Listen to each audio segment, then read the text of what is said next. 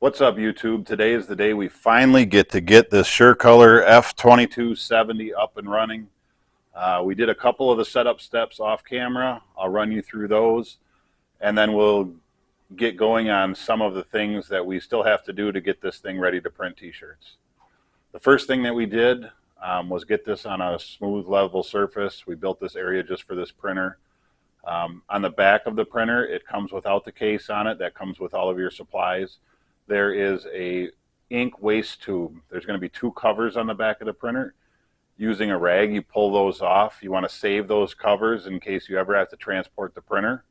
And then there's a T-hose that is going to go to your waste, one on the left, one on the right. Your left side hose is longer. Plug that into the left side. Plug the right side hose, the shorter, which is the right side. Plug that in. And then you'll put the back cover on. It's 4 screws. They're built right into the cover. We already did that with this machine. We actually ran our waste tube underneath the counter here, put it in the waste container bottle. There's a couple of zip ties that you use after you set your depth, which is just right above your full line. And that's where we are as far as getting this set up so far. Now it's about removing the packaging from it and charging it up with ink, installing the software, and it should be ready to run. First thing that we got to do is remove all the packaging materials from the printer. That's going to be all the blue tape, all the plastic, so we're going to go ahead and do that now.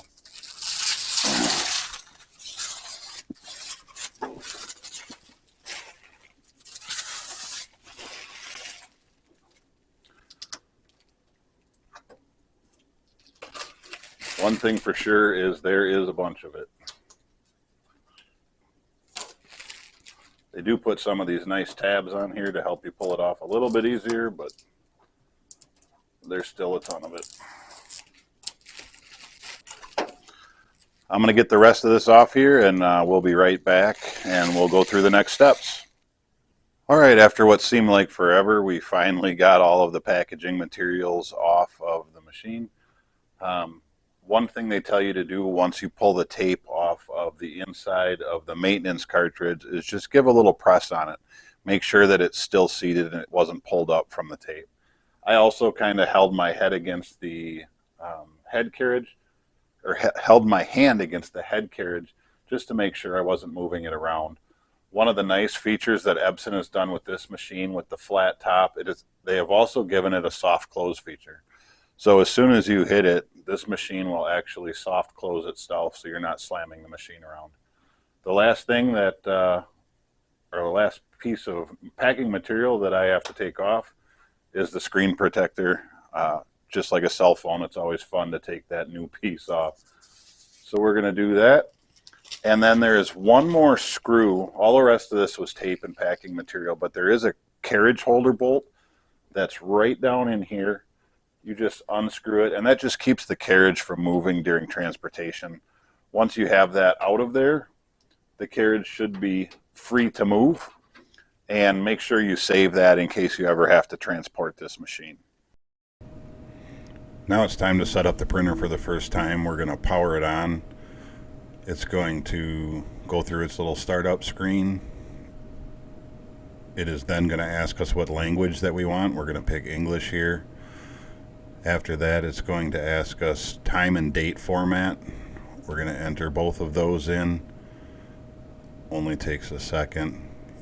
You can do 12-hour or 24-hour for time, and there's 3 different date formats that you can use. We enter all that in with the correct time and date. Our date was already correct. The only thing I had to set was the time.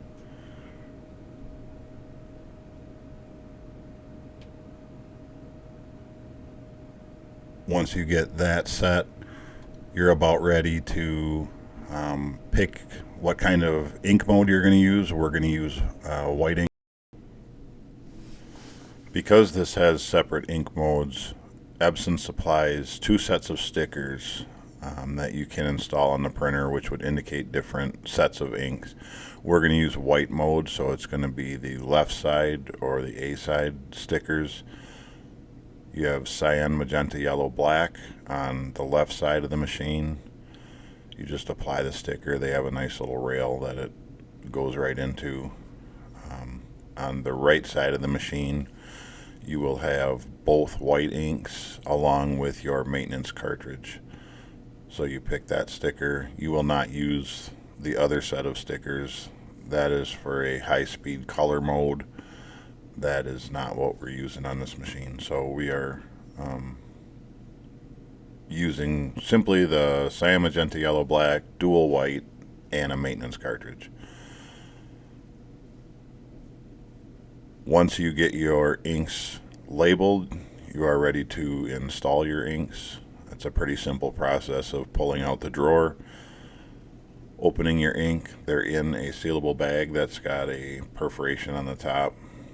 You can just pull that perforation, it comes out.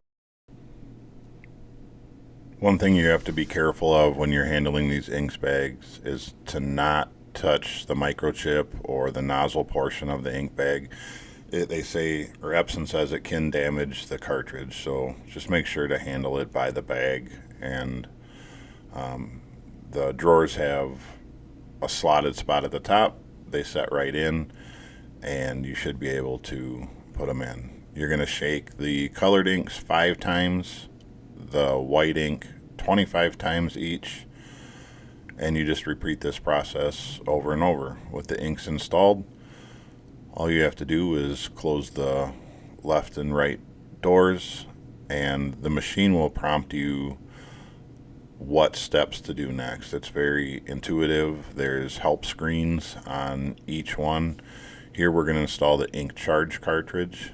You pull out, there's a gray cover which it shows you on the screen. It'll be on the right side of the machine. Pay attention to what orientation that cover comes out in, because it's the same orientation it's going to have to go back in after you charge. Do not throw away this gray cover, because you are going to need it to replace the ink charge unit once the machine has charged. It snaps right out, and then your ink charge cartridge snaps right in. It's going to ask you on the screen, once the cartridge is installed, to close the top cover.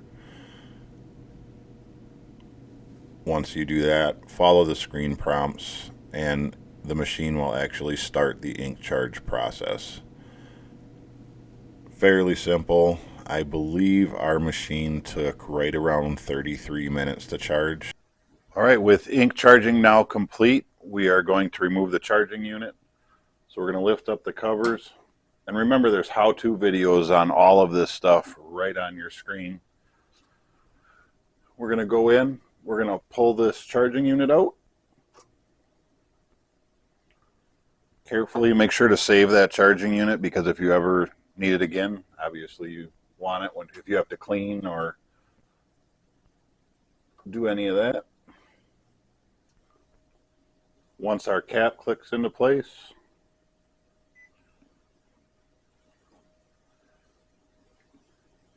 we allow our lid to close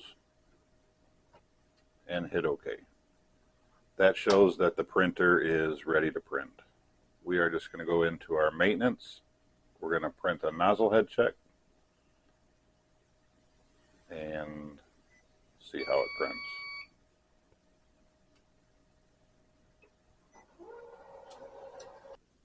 That wraps up the initial setup of the Epson F2270.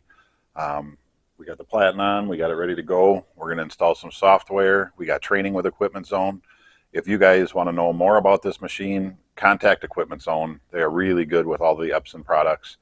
They'll walk you through it. Their training is phenomenal. We got training on this machine coming up in the next couple of days. As soon as we get it, we will post videos of that and go through the software. You can always give us a call at our shop at 715-712-0085 or shoot us an email at thegraphicspros@gmail.com. Don't forget to like, comment, and subscribe. Those subscriptions help us a ton keeping this content coming for you.